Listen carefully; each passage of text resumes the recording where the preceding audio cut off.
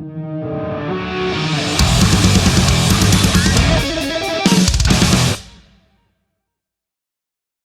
man, how are you? Doing all right, brother. How about you? Yeah, good. Good for a Saturday. What was it, a Friday there? Still Friday? Yeah, yeah. It's still Friday. It's the weekend. Nice. Nice, man. So of course, Knock Loose gonna be coming back to Australia for the massive Knotfest next month. And man, it's gonna be Sure. incredible. I mean, we've been looking forward to it for so long, and I think Melbourne's already sold out, which is insane, Yeah, dude. yeah. Very, very. I just assume that if it has not fest on it, that there's going to be a billion people there, no matter what. So I'm pretty stoked. I'm very, very excited to get back. Dude, it's gonna be massive. I mean, you've done Knotfest before, right? Y- Yeah, we have. So we actually did not fest in the States. We actually did Slipknot's first hometown not fest in Iowa, Oh wow. in the Midwest, which is cool because it's kind of a spot that's in the middle of nowhere. Um, of course, Iowa is like not a place where you'd expect to have a massive metal band come from, but of course, like 70,000 people showed up or what, just like some stupid, insane number, and the show was wild. So I'm very, very excited to see what happens in Australia. Well, I mean, it's pretty incredible. I mean, the lineup, here we've got, your big international bands, but also, our own as well that are making waves internationally. Like we've got like Alpha Wolf and Void of Vision and some little band called Parkway something that seems to be Yeah, doing all yeah, right for themselves. yeah. Um, you know, have you played with most of these guys, or is there any ones that you haven't checked out yet that you're keen to check out, like Alpha Wolf dudes? I think that we've pretty much played, not maybe played with all of them, but I Mm. think I've seen every single band on the bill. I mean, it's hard. I'm my ear to the ground. My ear is like really close to the ground when it comes to checking out new music and what's going around and scenes in different countries. And Australia has always been Australia is my favorite country to play, to visit. It's just over around. It's a great time. So my ear is really close to the ground with all that stuff. Alpha Wolf's been killing it for a couple of years now. So I definitely, they actually played my hometown not too long ago. It was last year now. They came through with Body Snatcher and Vatican, and I was at that show. So yeah, I'm pretty aware, and I'm excited to. Even though I've played with most of the bands there, there's of course a lot of bands that I'm excited to chill with, hang out with. Got some friends on it, and also just really excited to see the show in general. Yeah, me too. I'm keen to see you boys and Malevolence as well. Oh yeah, oh yeah. Those are best buds of ours, so we're very, very excited for that meetup. Man, it's gonna be hectic. It's gonna be so good, dude. But of course, how did you get involved with Knotfest to begin with? It was literally, it was literally just them asking us to play a Knotfest out of nowhere. Knotfest is, I feel like it's like a rite of passage. It's like when you get to play Knotfest, there's very much like, oh, okay, cool. Like we don't suck. Like, oh, we finally made it. Like we did, and we'd seen the fest for a while. Obviously, Knotfest and Slipknot in general is just like such a crazy, huge name now. Um, but we felt really, really blessed to get asked. And Mm. that's the long and short of it. We just got asked to play this like wonderful festival. And like I said, the one that we played was kind of in the middle of nowhere and it was still huge. So, I'm very, very blessed. We feel very blessed to be in the rotation now of bands that they consider to play. It's pretty cool, dude. It's pretty, and you're gonna be doing some side shows as well, which Yeah, yeah. yeah, I think we're doing two of them. I can't remember. I think we're doing a Melbourne one and a Brisbane one. yeah. That's And that 23rd of March in Melbourne, and Monday 27th of March at the Princess Theatre in Brisbane. Princess Theatre is getting a real workout with some heavy stuff at the moment, which is really cool. yeah, I'm really excited. Like I said, we most of the touring that we've done in Australia has been our own shows. So it's cool that we get to go over there and kind of get both sides of it, because Yeah. we've never done huge fest stuff over there. So we get to do the the huge fest vibe. We get to do that whole thing, and then at the same time we get to go to a club and just like have it be psycho in like a smaller room. And so I'm excited for that. Do you prefer that? Do you like that sort of controlled chaos in a small little room with people like, you know, flying through the doors? And I mean, I think that the correct way to answer that question is,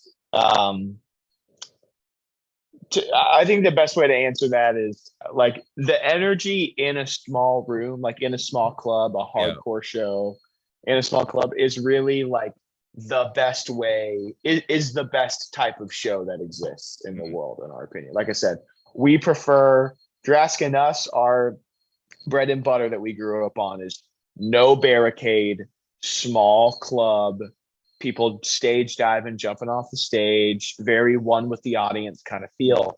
That's what we grew up on. But what's cool about the larger gigs is that the goal is to make the huge show feel like the small show. Like that's our whole memo is like, okay, well, if there's a barricade like 20 feet away, I want to bring the energy that makes people think that they're right there, that, you know, that they could jump off something or stage dive or, you know, hit their friend in the face, you know, whatever, like whatever you want to do, like that's the goal, you know. But the hardcore show in the small room is the blueprint, you know, that we use for all of it. I guess that is the challenge, hey, is how do you get those thousands of people to feel like that little room? And man, exactly. I know you guys have definitely done that. And it's gonna happen at these Knotfest shows. It's gonna be incredible. I'm gonna be watching it from a safe distance because I'm because I know exactly how these things are gonna go. It's gonna be insane. But of course, you know, you're talking about the band's been around for about 10 years. 10 years this year, right? It's a 10-year anniversary. Yeah. You've done tons of these shows. I mean, what are you going to do to celebrate? You guys got something planned? Nothing specific, like not real. I mean, Knockedloose is in a constant work mode, you know, like we're always thinking of the next thing. We're always thinking of the next, you know, it's been nonstop. The band has been touring 8 to 10 months out of the year since 2015, and the only year that we took off was the COVID year. So like I said, it's literally been 8 to 10 months touring every single year for that amount of time. So there's almost not that much time to stay home and reflect. But this year, you know, I don't know if celebrate is the word, but I think that we're spending a lot more time working on new music this year. Like the goal right now, our minds are set on the next record and the next songs.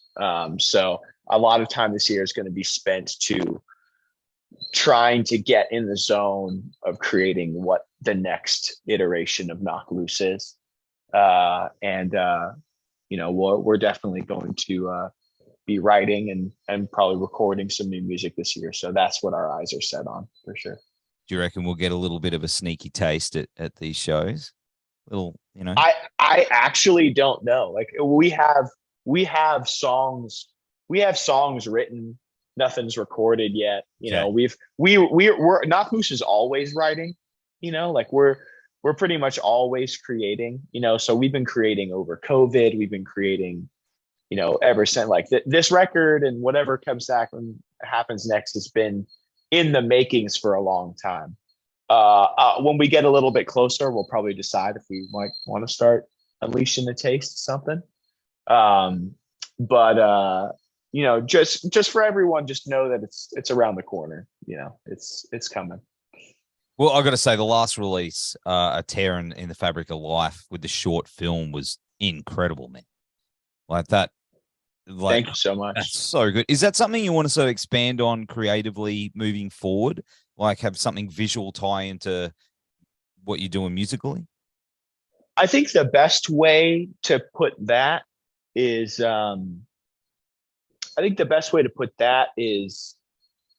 honestly, Knock Loose is always about one-upping what we've done before.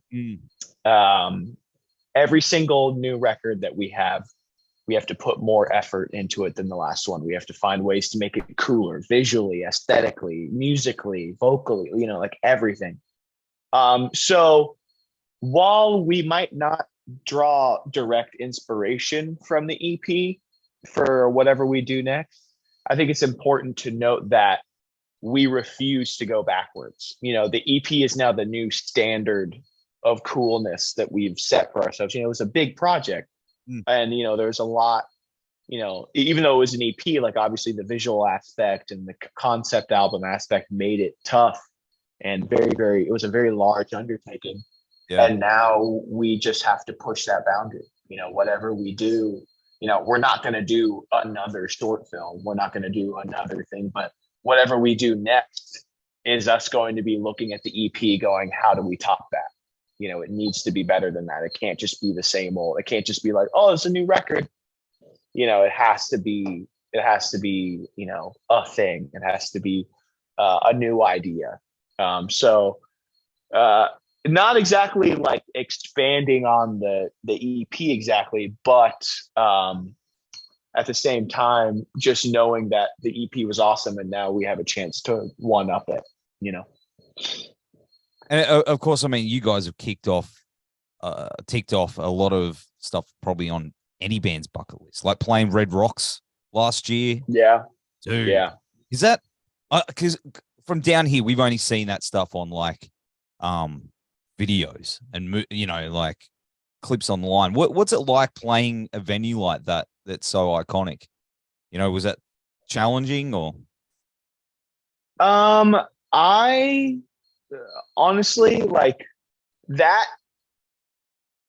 Honestly, the act of playing it, like I think the legend is cooler than the actual, not that the venue's not cool, but I think that what's coolest about Red Rocks is the whole mystique about it, that what's cool about it is the, like, you see the names on the wall, you see, like, you get there, you're in the mountains, like you see the areas, like it's such a cool vibe, to the point where while you're playing the show, like you're kind of wrapped up in the fact that you are doing it. It's like you're not even thinking about specifics. It's more so like the mystique behind it.